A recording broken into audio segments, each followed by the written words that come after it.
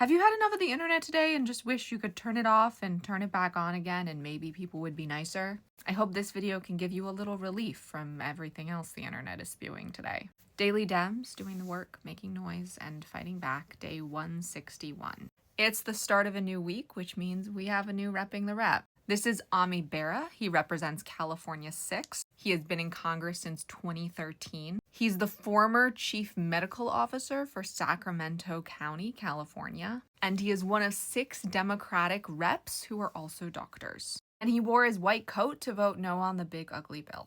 Johanna Hayes is one of 178 Democratic members of Congress who have signed on to the amicus brief in the NAACP v. U.S. case, which is arguing against the dismantling of the Department of Education. The brief is led by Elizabeth Warren, Jamie Raskin, Joe Neguse, Bobby Scott, and Rosa DeLauro. Joe Morelli sat down with patient advocate and healthcare activist Peter Morley. In this clip, they discussed that as rural hospitals close, some people might not be able to get to another hospital. Their nearest hospital might be hours away.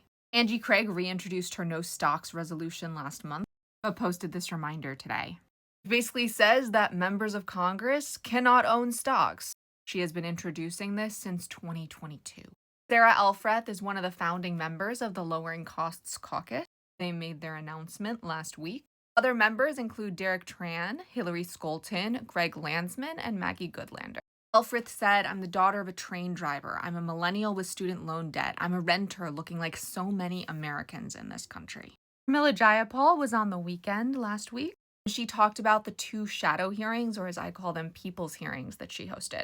Both of her people's hearings are titled Kidnapped and Disappeared. The first is subtitled DT's Lawless Third Country Disappearances, which was about a month ago. And the second one, 10 days ago, was called DT's Weaponization of Immigration Courts. And finally, Adam Schiff spent part of 4th of July weekend at the Monterey County Farm Bureau, getting a briefing on their needs. And he also visited several farms as well. He's the first California senator to be on the Ag Committee in 30 years. So he's trying to make sure the committee isn't just focused on the needs of the Midwest. If you made it to the end of this post, comment with 7 words because it helps the algorithm. And a male doctor. I think there's real power in showing up to vote no wearing the white coat. And if you watched or read any of these stories, comment with what you learned and a credit card. Because while most of us are not thinking that lowering costs is the most important issue right now, we need to recognize that for a lot of Americans, it is. Our voices are our superpower, but only when we use them.